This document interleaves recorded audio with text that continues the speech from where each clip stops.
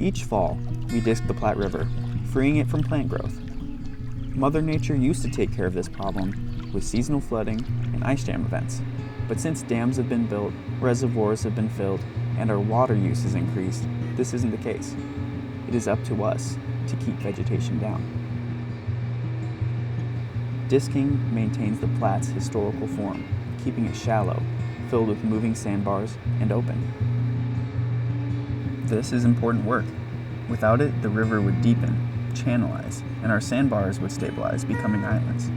We would lose the historic shallow waters and shifting sandbars, transforming it into a different river habitat, one free of species that have nowhere else to go. The annual Sandhill Crane migration is just one event that our land management team helps make possible. Without them, we cannot stay true to our mission.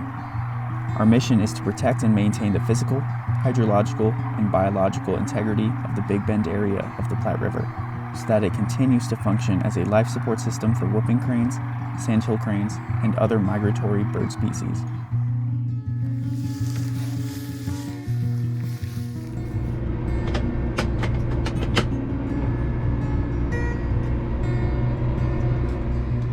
Who wouldn't want to do this work?